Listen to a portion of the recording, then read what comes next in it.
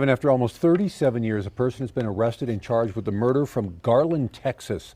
Lovington Police Department helped arrest Liborio Canales for the murder of Barbara Villarreal. And in November of that year, Garland police say Barbara Villarreal was stabbed to death at her home. Investigators cleared her husband from the case, and then police say that they recovered DNA evidence from the scene, but the case ended up remaining cold for decades. After 37 years, the Garland Police Department can finally confirm the person responsible for the murder of Barbara Villarreal is in custody. Tonight, a family that waited nearly 4 decades has an answer, and that answer came from a single drop of blood. Here's a number that should stop you cold: 37 years. For 37 years, the person who stabbed Barbara Villarreal to death inside her own home sat inside her own family, at the dinner table, at the funerals, at the holidays, while her little brother grew from a 19-year-old boy into a 56-year-old man, still waiting for the phone to ring. 37 years.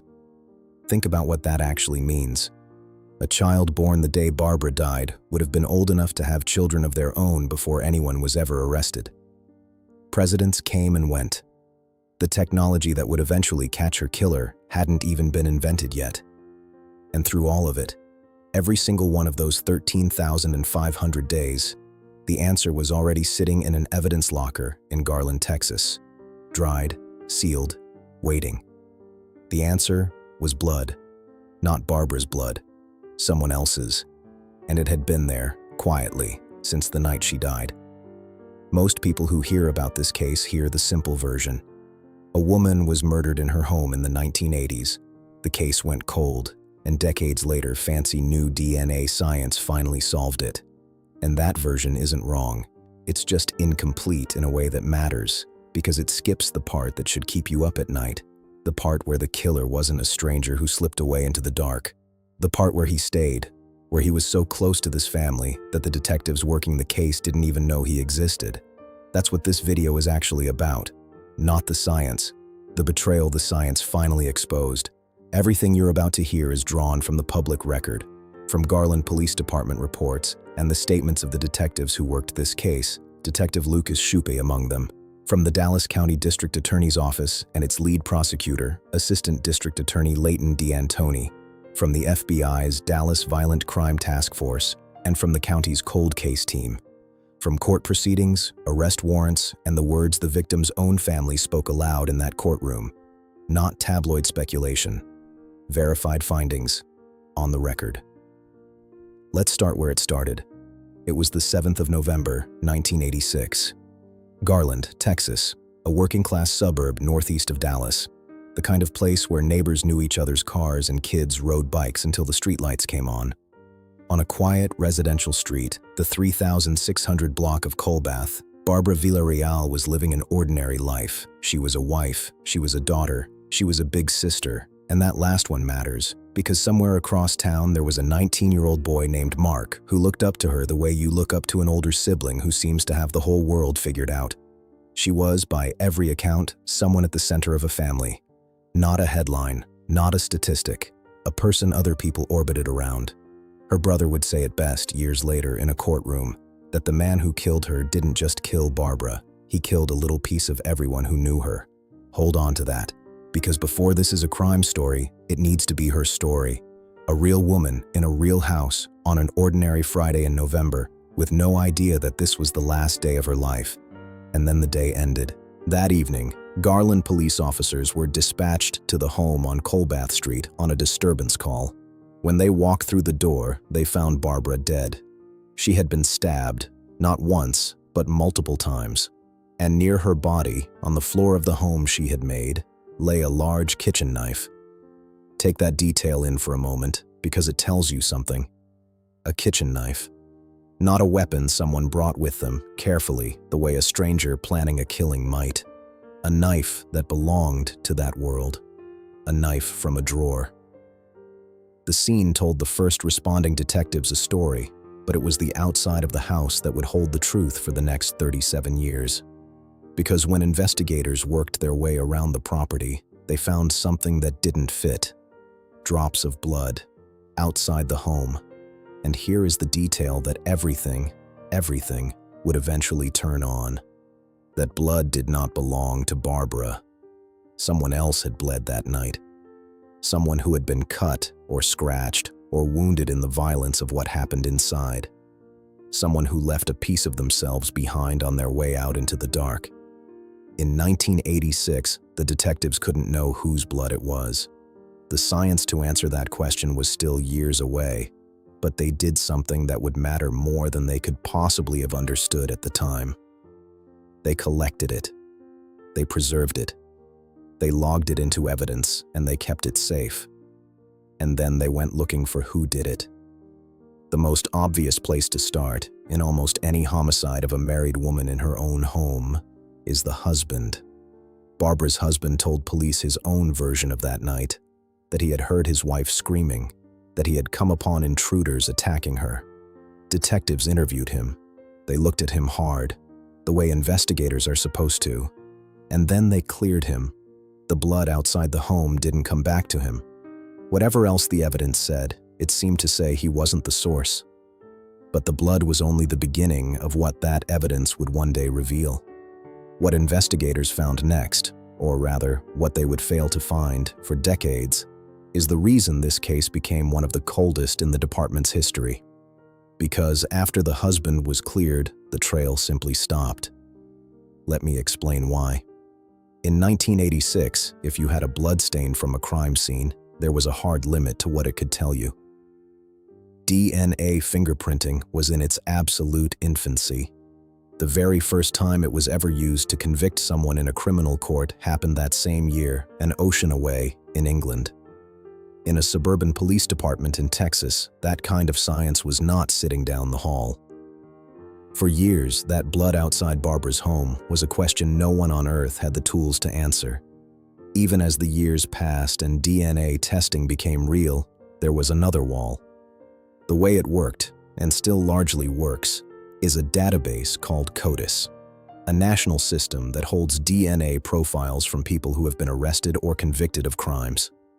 When investigators eventually developed a profile from that crime scene blood, they could run it against CODIS and ask a simple question: does this match anyone we already have on file? And the answer came back: no. Think about what that means. It doesn't mean the killer was innocent. It means the killer had simply never given the system his DNA. He had never been convicted of the kind of crime that lands your profile in that database. To CODIS, he was a ghost, a perfect, complete genetic portrait of a murderer, and no name to attach it to. So the case went cold. Not because anyone gave up. The FBI and Garland detectives chased leads for years, across the United States and down into Mexico. But cold is what happens when you have everything except the one thing you need: the name. The blood sat in evidence, a sealed answer to a question no key could open. And here is where the family's private torment began. Because as the years dragged into decades, Barbara's relatives started to feel something in their bones that the evidence couldn't yet prove. Her brother Marc and others in the family came to suspect that whoever did this wasn't some random intruder who vanished. They suspected it was someone close, someone who had been near Barbara, someone maybe they still saw. But here is the question that should already be forming in your mind. If the killer's blood was right there, collected, preserved, sitting in a Garland evidence locker the entire time, then the killer was never really missing at all. He was fully present, in genetic form, from the very first night. The problem was never that the evidence was gone. The problem was that science hadn't yet learned how to read it. Everyone was waiting for the science to catch up, which brings us to the technology that finally did. In recent years, a new tool arrived that changed everything for cases exactly like this one. It's called Investigative Genetic Genealogy, IgG for short, and the idea behind it is so simple, it's almost unfair that it took so long. Here's how it works, in plain terms. The old method asked, is the killer himself in a police database? And for Barbara's killer, the answer was always no. But IgG asks a completely different question. It takes that crime scene DNA and, instead of only checking police databases, it compares it against the enormous public genealogy databases, the same kind millions of ordinary people use to build family trees and find long-lost cousins. It isn't looking for the killer, it's looking for the killer's relatives. because you don't share your DNA with the whole world. But you do share pieces of it with your family, your siblings, your cousins, your nieces and nephews. And if even one of those relatives has ever spit in a tube to learn about their ancestry, they leave a genetic breadcrumb.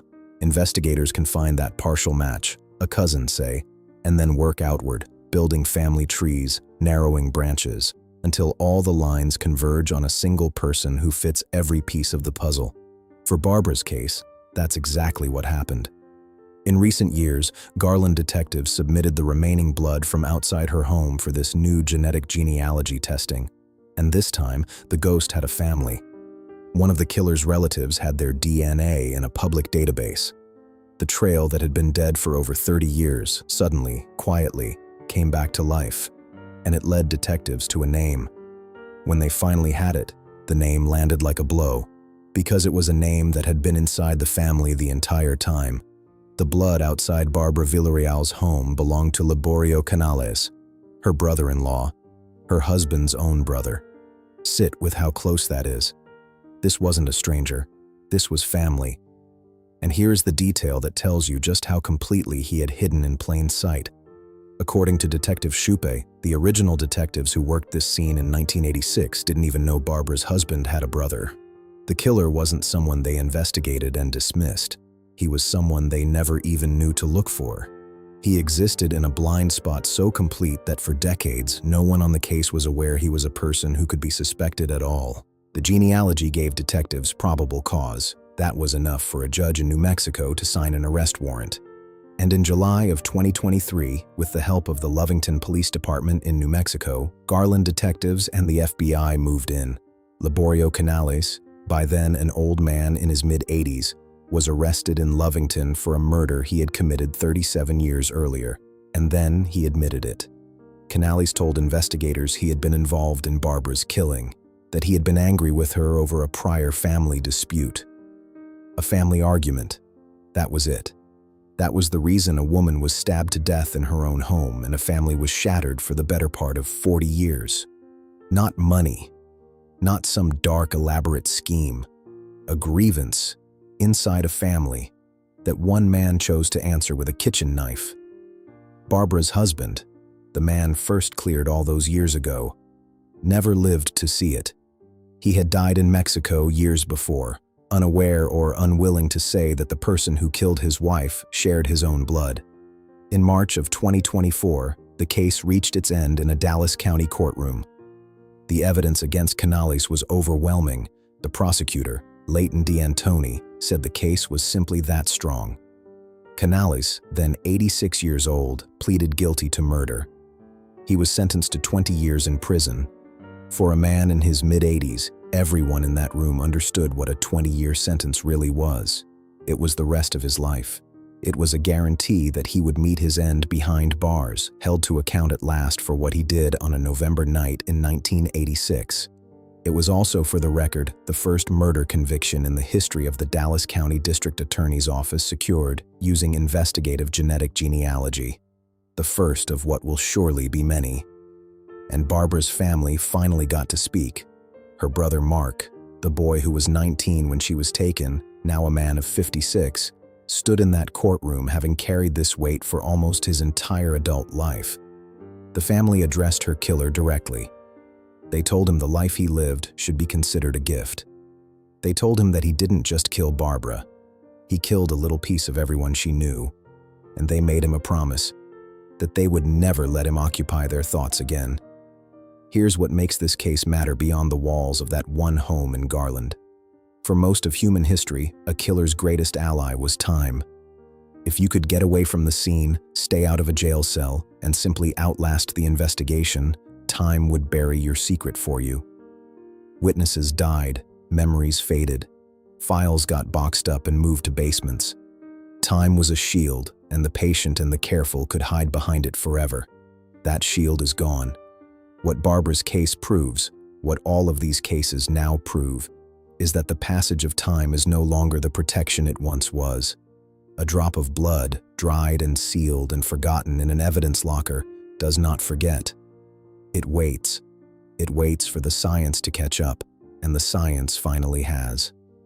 Every person who ever walked away from a crime scene believing that enough years would keep them safe is now living in a different world, one where a distant cousin's curiosity about a family tree can reach back 4 decades and put a hand on their shoulder.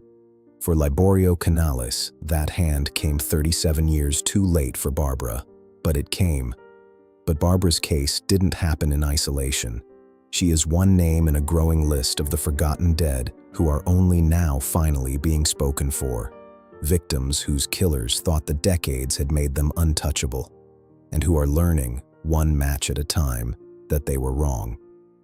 There's another case, not far from this one, where the blood at the scene belonged not to a hidden relative but to someone the victim had every reason to trust, and where the answer, when it finally came, was even harder for the family to hear. That story is just as devastating as this one, and it's coming next. Go watch it.